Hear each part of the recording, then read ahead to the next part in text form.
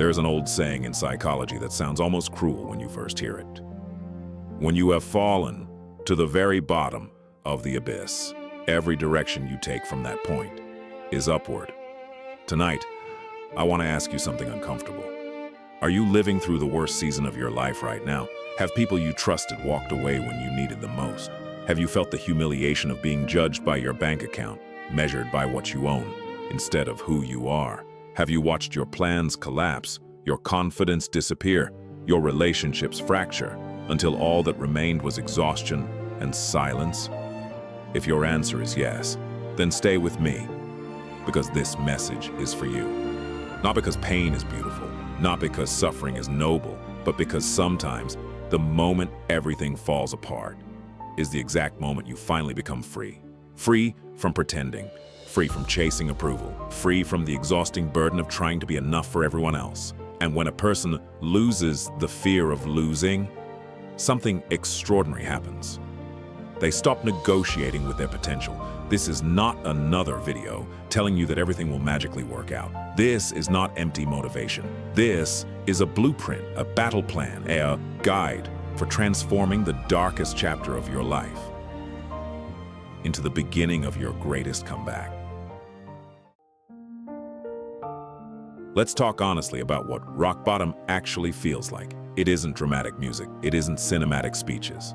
Sometimes it's just sitting alone in a quiet room, staring at unpaid bills, checking your phone, and realizing that the people who once promised they would always be there have gone silent. You discover something painful. Many people celebrate you only when you are useful to them, as long as you can give, as long as you can solve problems, as long as your life looks successful.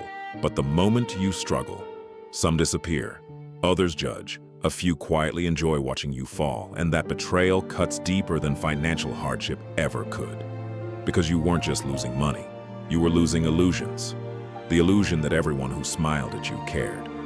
The illusion that loyalty is always returned. The illusion that being endlessly self-sacrificing guarantees love. You begin asking questions that have no easy answers. Why did this happen to me? What did I do wrong? Why did I give so much only to end up with so little? Eventually, the tears stop. Not because the pain disappears, but because you become too exhausted to cry. And then, in the middle of that unbearable silence, something shifts. A voice inside you whispers, "No, not like this. This will not be the ending of my story." And that voice, the tiny spark of resistance, is where transformation begins. Let us understand something important. Pain changes people, sometimes for the worse, but often for the stronger. Psychologists call this phenomenon post-traumatic growth. Most people have heard of trauma. Few people hear about what can happen after it. Research has shown that individuals who endure profound adversity often develop deeper resilience, greater appreciation for life, stronger boundaries, and a clearer sense of purpose. The struggle forces difficult questions. Who am I when everything I relied upon disappears? What truly matters? What kind of life do I want to build now? Then comes another realization, perhaps one of the most liberating of all. You no longer need everyone's approval.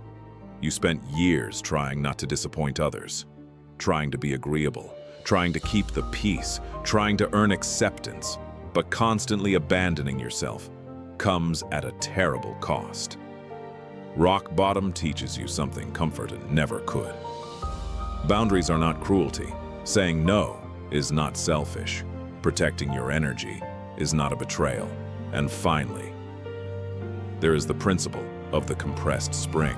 Imagine a spring pressed down by tremendous force. The pressure increases, the tension builds, everything appears trapped. But compressed energy does not disappear. It waits, and when released, it moves with extraordinary power. Perhaps this difficult season is not evidence that you are broken. Perhaps you are gathering strength. So how do you rise again? Not through wishful thinking, not overnight, but one deliberate action at a time. Step 1. Win the next hour. Do not focus on fixing your entire life today. Focus on what is directly in front of you. Make your bed, drink water, take a walk. Reply to that important email. Write the next page of your script.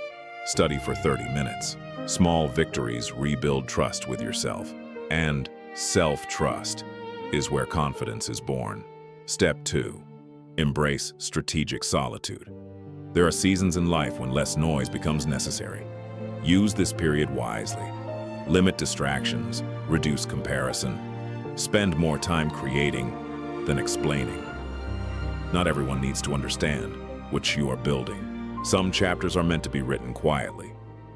Let consistency speak for you. Step 3. Transform emotional pain into meaningful action. Anger, disappointment, grief. These emotions carry energy. If left unmanaged, they consume us. But when redirected toward growth, they can become fuel. Every difficult emotion can become a reminder to learn, to practice, to heal, to continue. Not to prove your worth to others, but to honor the person you are becoming. Some people expected your story to end in defeat.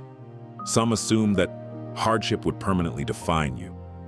Let them think what they want. Your responsibility is not to convince them. Your responsibility is to keep moving forward, to build a life rooted in peace, in purpose, in self-respect. One day, the pain that nearly destroyed you will become the reason someone else finds hope. And that may be one of the most meaningful victories of all. Winter can be long, the nights can be cold, but even the smallest lantern can illuminate the darkness. Thank you for spending these moments with me here at Winter Lantern. If this message found you exactly when you needed it, consider joining this community. And remember, you are not defined by what happened to you. You are defined by what you choose to do next. Keep your lantern burning. Until next time.